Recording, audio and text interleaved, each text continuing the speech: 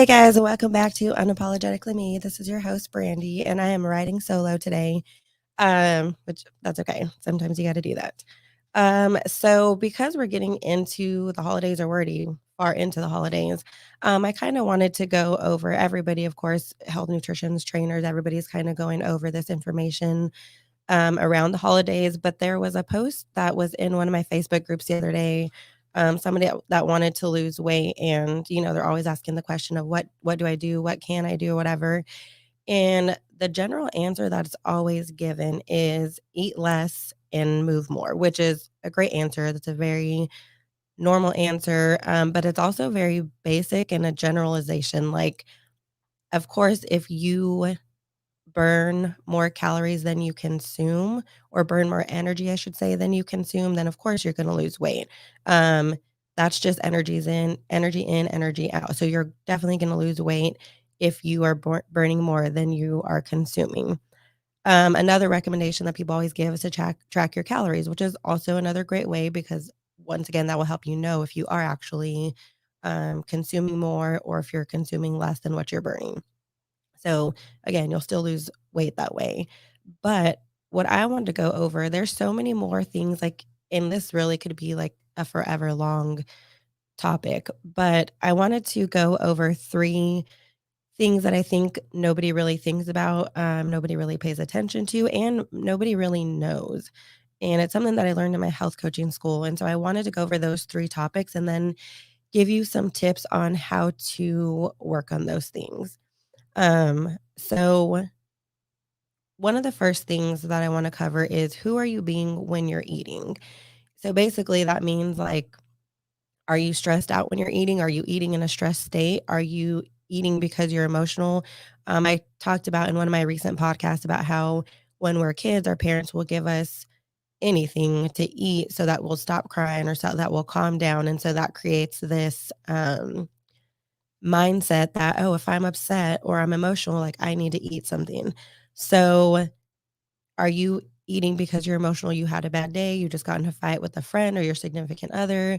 Are you eating in a rush state? I know when I worked for child welfare services, I was constantly trying to shove food down my mouth because I had to get to my next visit or I had a meeting coming up or something. So if you didn't shove food down your mouth, you may not eat until who knows when, you may not get to eat all day. So are you rushing whenever you eat?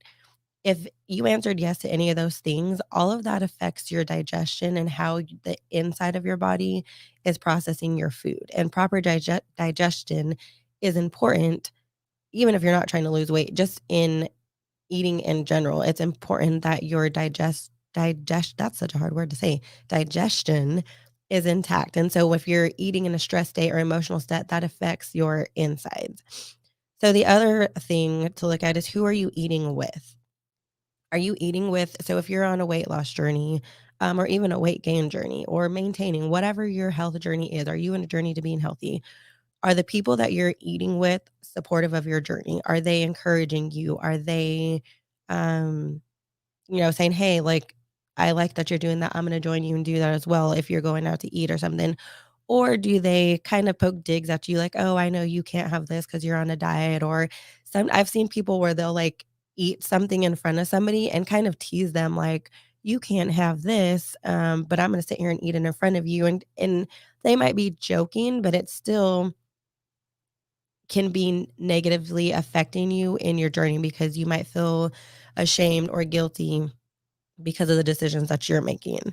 Are you eating with people that aren't on the same journey? So when we're eating, socialization is important, and who you're eating with on your journey is important as well. Because, like I said, if they're not supportive, and they don't have to be doing what you're doing in order to be supportive. It could be something as simple as just not saying anything and letting you eat what you want to eat.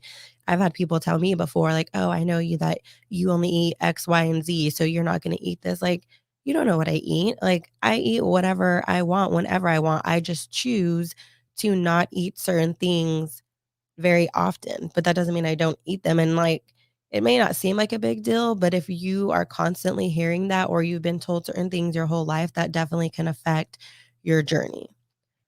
The third thing is how you're eating. So again, are you eating rush? So are you not chewing your food completely. I My brother used to always talk about digestion, and I was just like, I've never had digestion, or not digestion, what is it? Indigestion.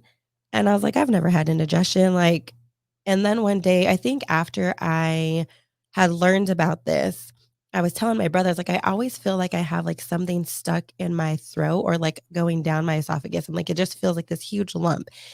And I don't know if I looked it up or he explained to me, but he was like, "That's indigestion." And I was like, "Oh." I was like, "Yeah, I've had that several times because I was constantly shoving food down my throat, and I wasn't chewing it all the way. So I'd be swallowing, like, whole pieces of food." Um, Another thing, how you're eating. Are you not eating whole food? So things that are from a plant or things that are grown from the earth. Are you eating, like, takeout food, fast foods, packaged food, box foods?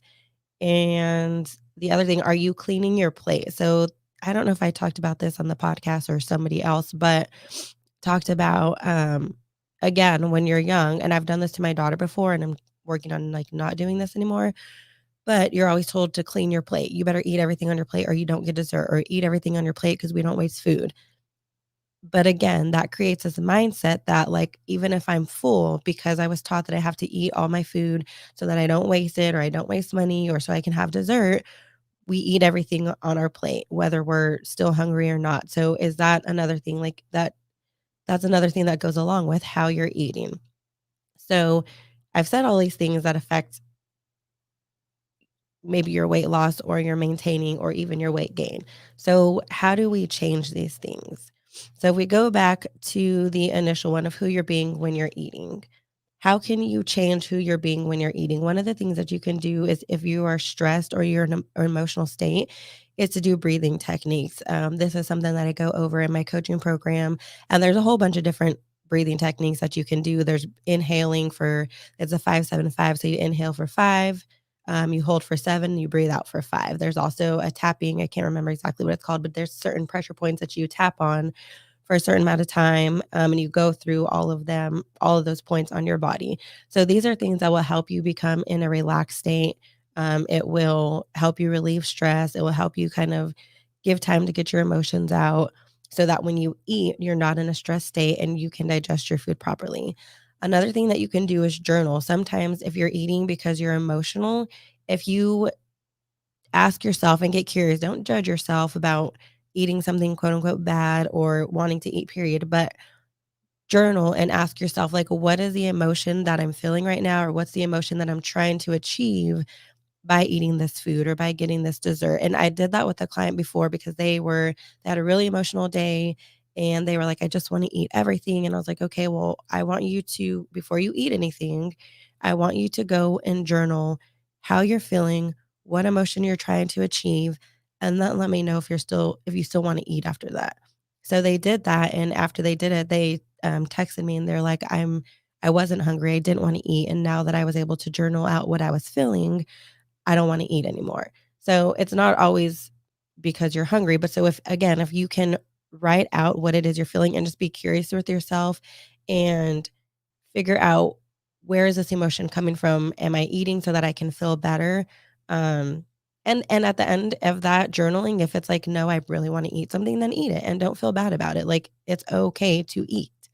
Um, the other thing that can help if you're eating in a rush day is to schedule time to eat. Like, your job is still gonna be there, your work is still gonna be there, so shoving food down your throat, there's no point in doing that. So schedule out, even if it's just 20 minutes, schedule out 20 minutes to eat your food, take the entire 20 minutes to eat your food, and at 20 minutes, if you still have food left over, then put it away and you can try to find time to eat it again later, but give yourself at least 20 minutes to eat without any distractions.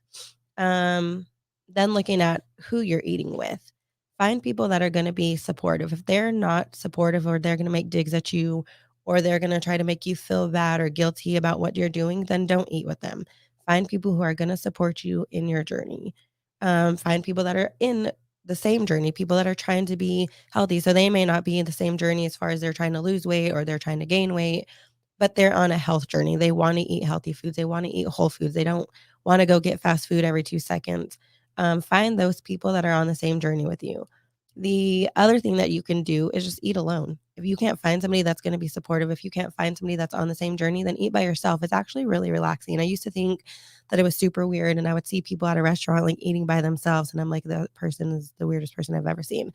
But then I started doing it, and I'm like, "This is actually really relaxing," because sometimes we can go eat with people, and the intention can be good to enjoy their company and stuff, but then you might start getting into negativity, which still affects how you're eating. If you start getting into a conversation that's negative, and I'm not talking about necessarily them venting, but if it's just somebody that just always has negative energy and then you go eat with them, that can still affect your digestion. So if you can't find those positive people and supportive people, then just eat by yourself and you'll actually get to see that you actually really like it. And then the last thing of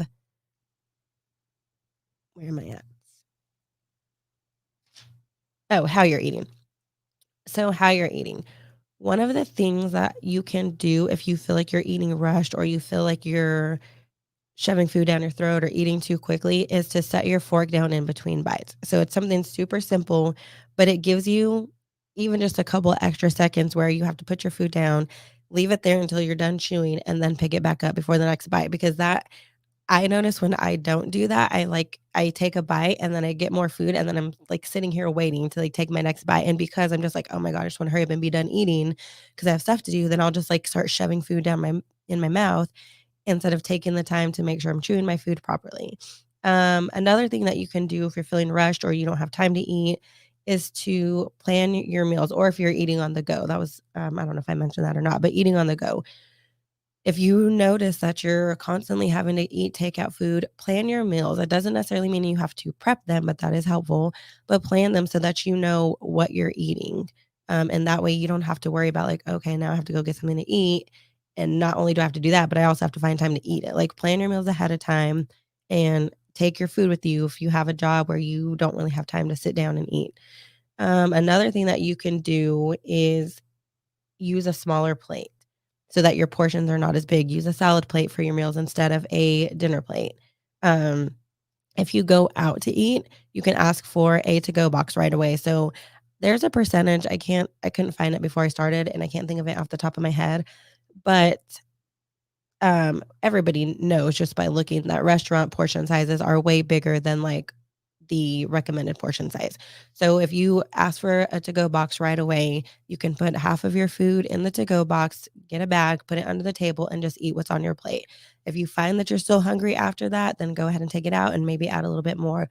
But if you do that right away, you're less tempted to like keep nibbling on your food because it's in front of you or feeling like you have to clear a plate because even if you have the mindset of I have to clear my plate because that's what I was taught, at least your portion is smaller. So you're not eating the entire restaurant portion size.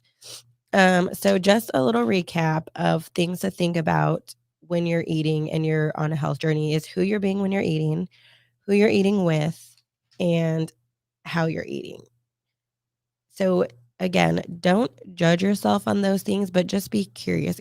Ask yourself those questions and really pay attention to your body. I feel like that's something that we don't really know how to do or we don't realize it. Like, just in conversations or even a couple of coaching sessions, I've asked people like, what does your body feel like when you're starting to get hungry? Not when you're already starving, but like when you're starting to get hungry, what does that feel like?